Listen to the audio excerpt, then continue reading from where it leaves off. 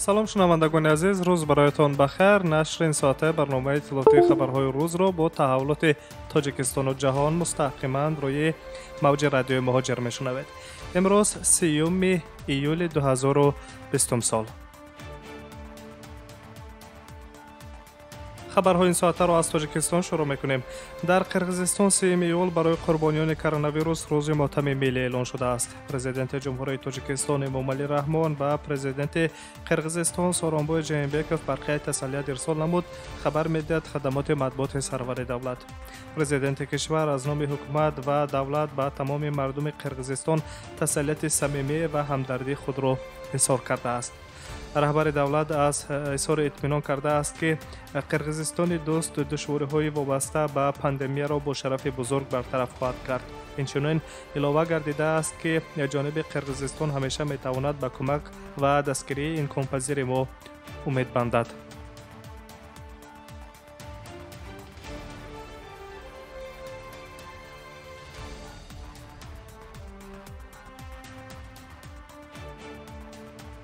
идомаи хабарҳо.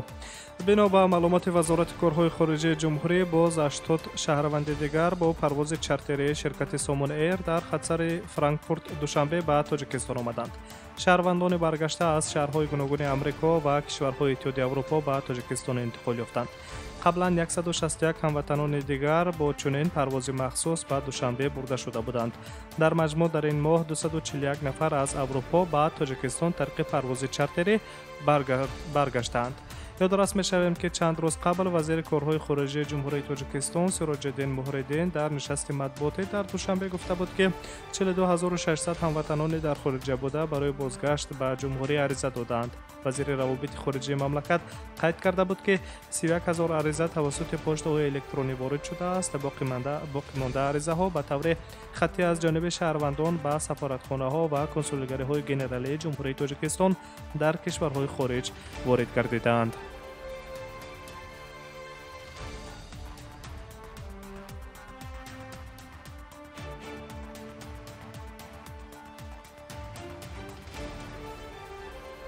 хабарҳои ин соатаи Тоҷикистону ҷаҳонро мустақиман мешунавед ва дар Тоҷикистон мемонем. хабарҳои рӯзро мустақиман идома медиҳем. гардиши тиҷорати хориҷии ҷумҳурии Тоҷикистон дар нимсолаи аввали соли равон 214 миллиард долларро ташкил додааст, ки нисбат ба ҳамин давраи соли гузашта 51 миллион доллар бештар аст, гуфт сардори хадамоти гумруки назди ҳукумати ҷумҳурии Тоҷикистон Хуршед Каримзода ба хабарнигорон дар нишасти матбуотӣ. ҳиссаи воридот дар сохтори умумии гардиши савдо 70,1 ва ҳиссаи содирот бошад 29,9% ташкил медиҳад. дар давраи ҳисоботӣ ҷумҳурии Тоҷикистон бо 106 кишвари ҷаҳон гардиши савдоро бароҳ мондааст.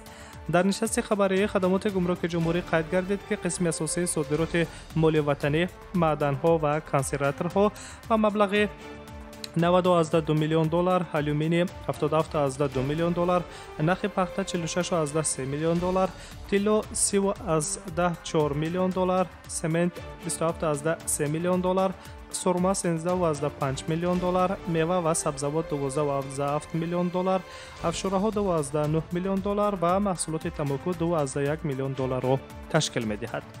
аз ҳаҷми умумии содирот 21,3% ё 136,6 миллион доллар ба кишварҳои ҳамсоя ва 504,1 миллион доллар ба кишварҳои хориҷаи ду рост меояд, гуфт раҳбари хадамоти гумруки Тоҷикистон Хуршед Каримзода.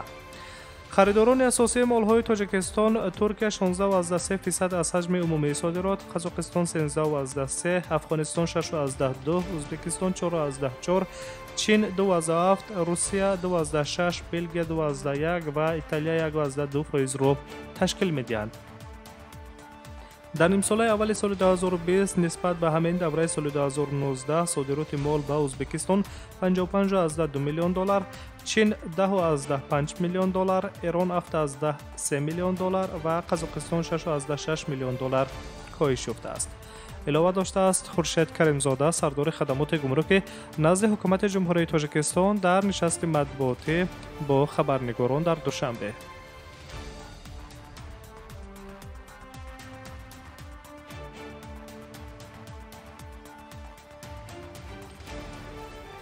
در ماه سپتامبر تیم ملی تاجیکستان یک بار دو بازی دوستانه برگزار میکند. خبر میدهد فدراسیون فوتبال تاجیکستان.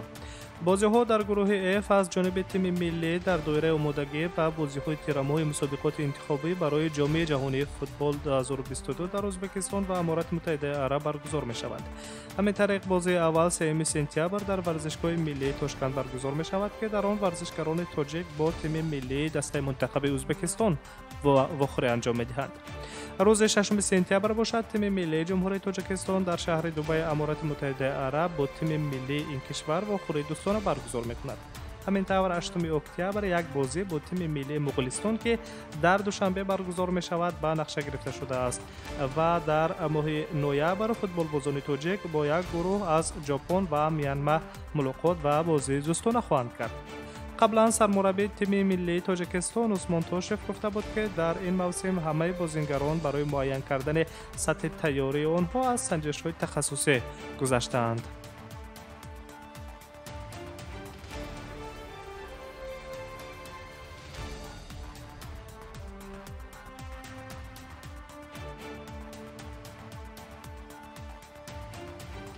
از تاجیکستان و بلاروس می رویم. سفیر روسیه در مینسک دیمیتری مزینسف را در رابطه با بازداشت شهروندان روسیه در بلاروس که مقامات آنها را احتمالاً زرخریدان خارجی می دانند برای به وزارت کارهای خارجه دعوت کردند.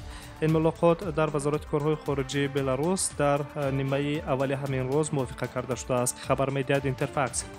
چند دقیقه قبل رسانه‌های بلاروس از بازداشت 33 جنگجوی گروه حربی خصوصی واگنر خبر داده بودند.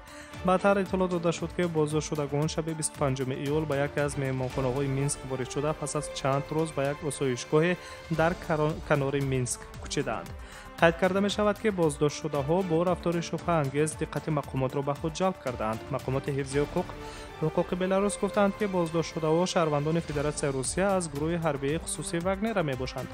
طور نیوز نقطه رو می نویسد الکساندر لوکاشنکو در جلسه فوری شورای امنیت کشورش در رابطه با بازداشت جنگجویان گروه حربی خصوصی واگنر در نزدیکی مینسک سخن گفته است.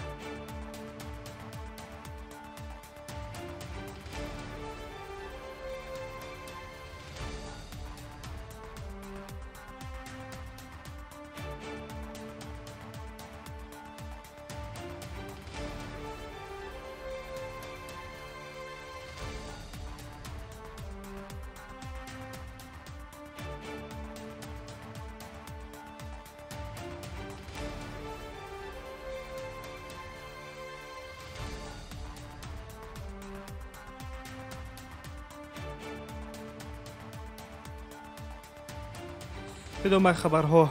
در برزیل دومین کشور بزرگترین مبتلای کرونا ویروس در جهان به خارجیان اجازت می‌دهد که توسط هواپیما به قلمروش وارد شوند. در این باره اینترفاکس با استناد به فرمان رسما نشر شده 4 وزیر از جمله وزیر تندرستی برزیل ادواردو پاسوئلو نوشته است.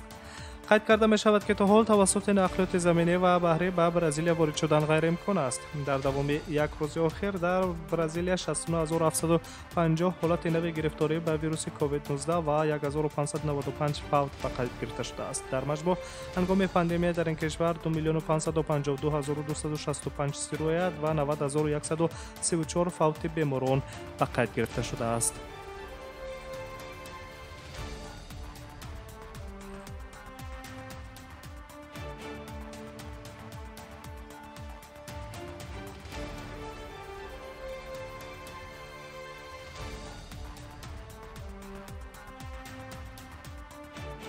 در منطقه فوکوشیما ژاپن ترکش به معلومات که در نتیجه حداقل 11 نفر مجروح شدند. خبر می‌دهد رنوست با استناد به تلویزیون انکیا.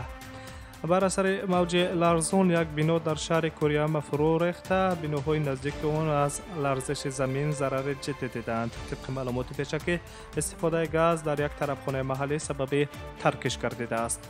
قید کرده می شود که میزبان و کارمندان یک بانک که در نزدیکی محل حادثه جایگیر بودند از ترکش گاز در طرفخانه زخمی شدند. بر اثر این حادثه مقامات ربط آمد در منطقه‌های علاهیده شهر کوریامای منطقه فوکوشیما ژاپن را موقتا محدود کردند. در جای حادثه باشد ساختارنشانان و نجات بخشان خدمات حالت‌های اضطراری فعالیت دارند. قبلا خبر داده شده بود که چنین ترکش در یک کارخانه آتشفشانی جمهوری ترکیه 4 نفر را کشته و 114 نفر دیگر را مجروح کرده است. تحولات این ساعته جهان بود. شما مستقیما روی موج رادیوی مهاجر در برنامه اطلاعاتی خبرهای روز شنیدید. سلامت باشید و در ساعت‌های بعدی با خبرهای تازه